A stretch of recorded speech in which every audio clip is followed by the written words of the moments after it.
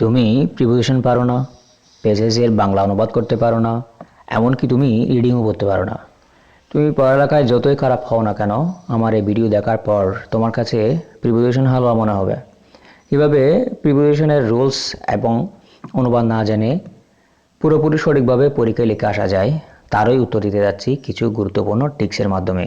তো আজকে আমি সপ্তম শ্রেণীর বার্ষিক পরীক্ষার চূড়ান্ত প্রস্তুতি গাইডের 130 ও 31 পৃষ্ঠার 6 নং প্রিপোজিশনগুলোর সমাধান দিব। মাত্র 10 মিনিটের মধ্যে সবগুলো কাজের সমাধান করব। তো খেয়াল করবা মনোযোগ দিয়ে, ঠিক আছে? সাপোজ মনে করো তুমি এই রিডিংটা পারো না, এটার বাংলা অনুবাদও পারো না। এখন তুমি এগুলো কিভাবে করবে? এগুলো করার জন্য আমি এরপরে সমাধানে চলে যাচ্ছি। খেয়াল করো, তাহলে আমি সমাধানে যাচ্ছি। যেমন আমরা নেম অফ বলি, যেমন আমরা বলি না the name of my school is, the name of my city, এরকম আমরা নামের হাতে দা বসানো হয়, দ্য নেম অফ হয়। তারপর হবে কামস ফ্রম, কামসের সাথে ফ্রম হয়, এই যে কামস ফ্রম, যেমন I am come from Dhaka, ঠিক আছে? শি কামস ফ্রম ইন্ডিয়া, এরকম আর কি। কামসের পর ফ্রম হবে সবসময়। ইন হুইচ হয় কোঅপারেট উইথ, সহযোগিতা নির্দেশ করতে। In Paris, in India, in Germany, অর্থাৎ শহরের মধ্যে অবস্থান নির্দেশ করতে আমরা ইন ব্যবহার করি, ঠিক আছে? তো আমরা চাই এখন দেখো এখানে এই যে দ্য নেম অফ হবে, এখানে অফ হবে। 2 নম্বর হচ্ছে কামস ফ্রম, এখানে ফ্রম হবে। 3 নম্বরে দেখতে পাচ্ছি সি নম্বরে অর্গানাইজেশন উইচ, ইন হুইচ হবে, এখানে ইন হবে। আর ডি নম্বরে কোঅপারেট উইথ, এখানে উইথ হবে। এবং ইন প্যারিস, প্যারিসের আগে সবসময় ইন বসবে প্রিপোজিশন, অর্থাৎ দেশের নামের আগে বা কোনো একটা সিটির, বড় সিটির নামের আগে সবসময় ইন বসে। 2 নম্বর যেমন এখানে টায়ার্ড অফ, ক্লান্তি বোঝায়। পপুলার উইথ, দূষিত বোঝায়, ঠিক আছে? দূষণ করা বোঝায়। তারপর আছে বিজি উইথ, মানে কর্মচারীর সাথে সম্পর্ক নির্দেশ করা বোঝায়। ইন টাইম মানে যথাসময়ে পৌঁছানো বোঝায়। পপুলার উইথ অর্থাৎ দূষণ সম্পর্কে নির্দেশ বোঝায়। তো এগুলো আমরা এখানে দেখি, পেজেসেও আমি হাইলাইট করে রাখছি। দেখো এখানে যে প্রথম আমরা লিখতে পারি কি, এই যে টায়ার্ড অফ মানে ক্লান্তি বোঝায়, পপুলার উইথ হবে। তারপর এই যে বিজি উইথ হয়। তারপর হচ্ছে কি ইন টাইম যথাসময়ে। তারপর হচ্ছে উইথ, পপুলার উইথ, ঠিক আছে? দূষণ বোঝায়। তো গ্যাপগুলো দেখি। যেমন এটা হচ্ছে কি, এই যে টায়ার্ড অফ হবে, টায়ার্ড অফ, এখানে অফ হবে। এখানে ইন টাইম হবে, এখানে ইন বসাবে। এই যে বিকজ অফ হয়, বিকজ অফ, এখানে অফ বসাবে, ঠিক আছে? তারপর আছে কি, এই যে পপুলার উইথ, এখানে উইথ হবে। তারপর হচ্ছে বিজি উইথ, এখানে উইথ হবে, ঠিক আছে? এরকম করে করে তুমি এগুলো লিখবা, কেমন? এবার 3 নম্বরে যাচ্ছি আমি। যেমন ইন ইউনিফর্ম, এই যে ইন ইউনিফর্ম হয়, অর্থাৎ পোশাক পরিহিতা বোঝায়। তারপর হচ্ছে স্টেশনের পরে অ্যাট হয়, স্টেশন অ্যাট, এরকম অবস্থান নির্দেশ করতে। তার অ্যারেঞ্জ, অ্যারাউন্ড, অ্যারেঞ্জ মানে কাউকে কেন্দ্র করে সাজানো হলে। উইসপার টু হয়, কাউকে উদ্দেশ্য করে কিছু বিষয় বোঝাতে। উইঙ্কেট অ্যাট, এরকম হয়। তোমরা দেখো এখানে আমরা লিখতে পারি এই যে উইঙ্কেট অ্যাট হবে, অলদো। যেমন ইউনিফর্ম আছে না, ইউনিফর্ম আগে ইন হবে, এখানে ইন হবে, ইন ইউনিফর্ম হবে। যে স্টেশনের পরে সবসময় অ্যাট হয়, এখানে অ্যাট হবে, অ্যাট লিখবে। তারপর হচ্ছে উইথ হিম হবে, এখানে উইথ হবে। তারপর ডি নাম্বার দেখতে পাচ্ছি আমি উইসপার পর টু হয়, উইসপার টু। উইঙ্কে অ্যাট হয়, এখানে অ্যাট লিখবা, এই যে অ্যাট, ঠিক আছে? তো এখানে দেখতে পাচ্ছি আমরা ডিফারেন্ট টু হবে, ঠিক আছে? ইন হার্ট, এরকম হয়। ইমার্স ইন হয়।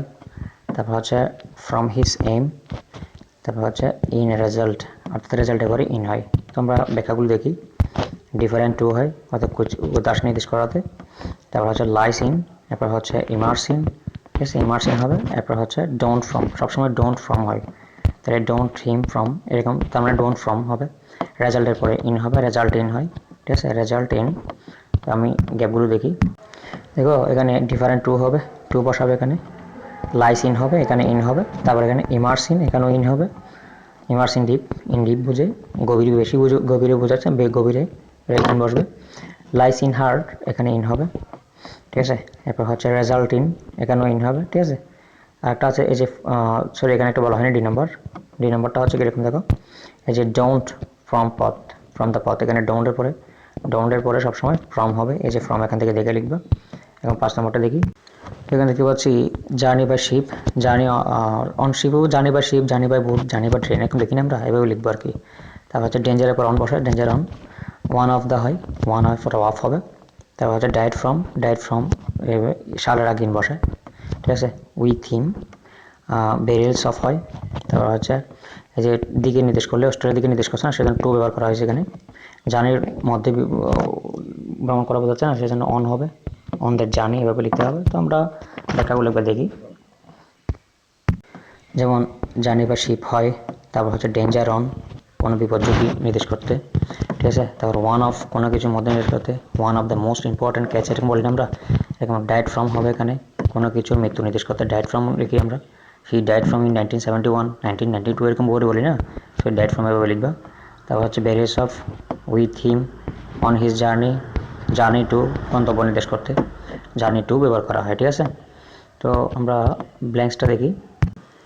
দেখো এখানে বলা আছে journey on ship, journey by ship এরকম বলা যায়, অনও বলা যাবে এখানে, অনও বলা যায়, বাইও বলা যাবে। তো এখানে বাই নেই, অন দিব, ঠিক আছে। ওয়ান অফ দ্য কমন, ওয়ানের পর অফ হবে, ঠিক আছে। তো সি নাম্বার দেখি, সি নাম্বার কোথায়, সি নাম্বার এই যে সি নাম্বার হচ্ছে ডায়েট অফ এইট, এখানে অফ হবে, এই যে অফ, সরি অফ, এখানে অফ দিব। তাহলে এই যে সালের আগে ইন বসে, ইন 1768। তা বেরিস অফ হবে, এখানে অফ লিখবা। তারপর হচ্ছে উইথ থিম হয়, এখানে উইথ লিখবা। তারপর জার্নির উপরে বর করে বোঝাতে, তাহলে এখানে অন লিখবো আমরা, অন হিজ জার্নি। এই যে অস্ট্রেলিয়ার দিকে নির্দেশ করতে হয়, সেজন্য দিকে নির্দেশ করলে আমরা গন্তব্যস্থান না এটা অস্ট্রেলিয়া, সেজন্য আমরা টু ব্যবহার করবো এখানে, টু অস্ট্রেলিয়া। তো যেহেতু জার্নি, তাহলে এটা অন দ্যাট জার্নি লিখবো, যেহেতু এদিকে নির্দেশ করতেছে, ঠিক আছে। ওকে, দেখো এখানে কীভাবে লিখবা, এটা এই যে কাইন্ড অফ প্লান্টস এরকম হয়। তারপর গ্রোস ইন চায়না, ইন্ডিয়া, অর্থাৎ দেশে না আমরা দিন বসে, এটা আমরা জানি।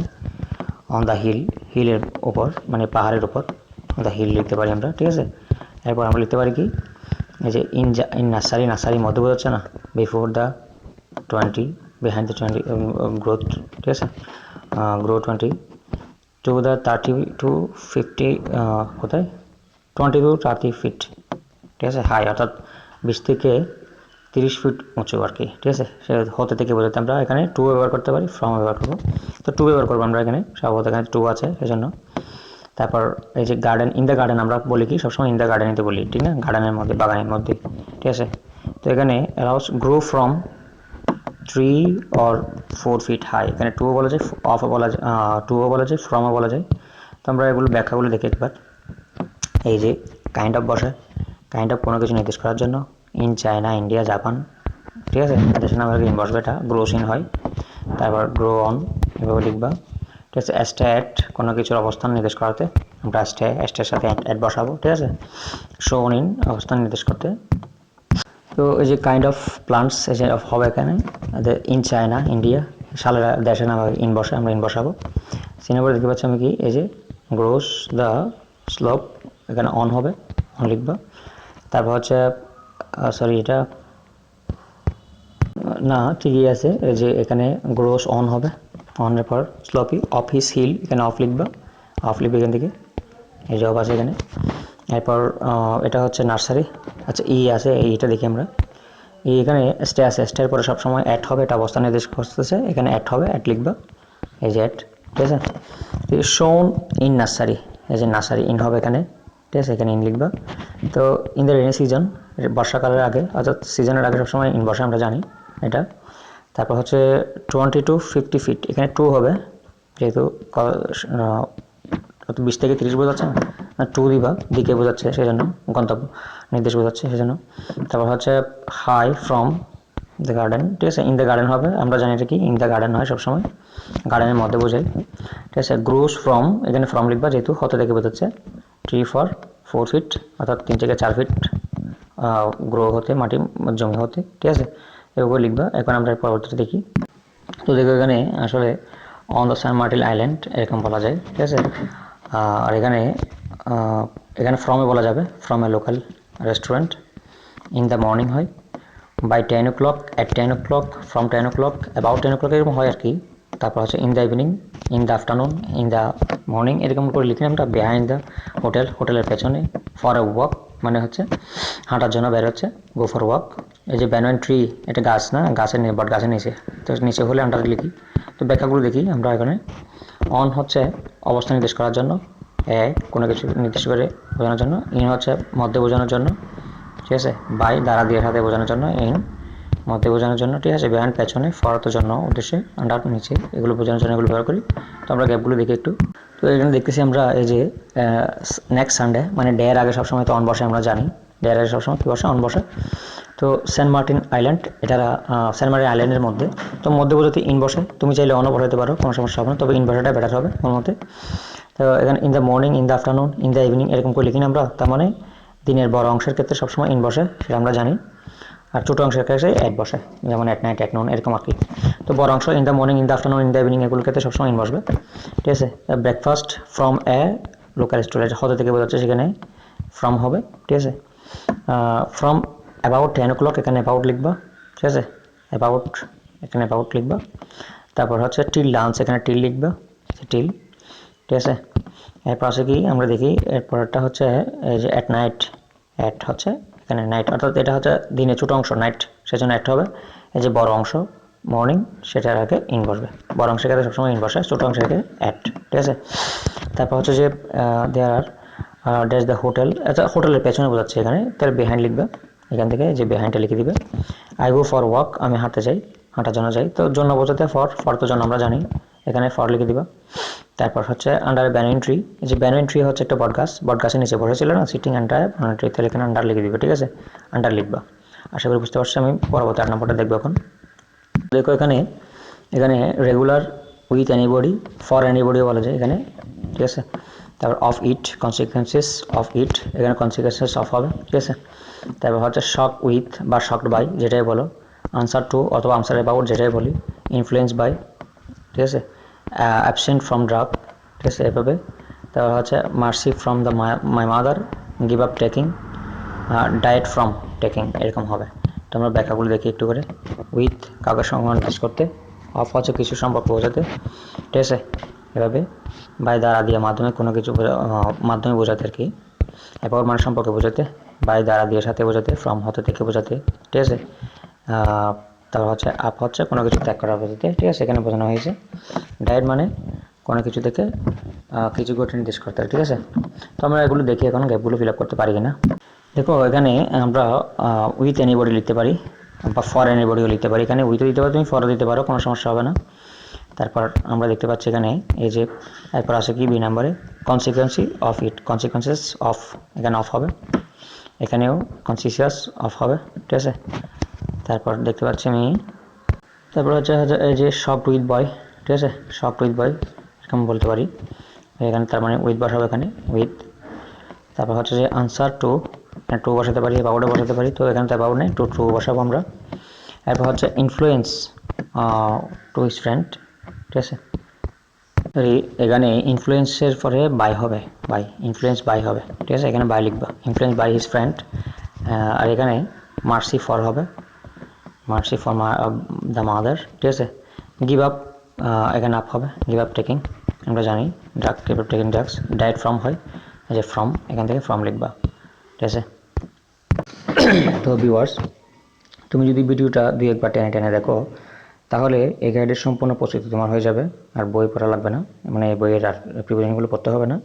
তো পরবর্তী ভিডিওতে আমরা চেঞ্জিং সেন্টেন্স, অর্থাৎ অ্যাক্টিভ থেকে কীভাবে প্যাসিভ ভয়েসে রূপান্তর করতে হয়, সেই ভিডিও নিয়ে আলোচনা করব কিছু ট্রিকের মাধ্যমে। সে পর্যন্ত ভালো থাকবে, ধন্যবাদ।